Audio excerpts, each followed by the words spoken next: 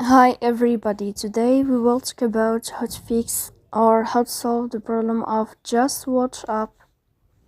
You will click on settings. In this page, you will go to apps, default apps, app settings. In this list, you will search about the application of JustWatch. Then you will click here. After that, in this page of app info, you will click on first stop.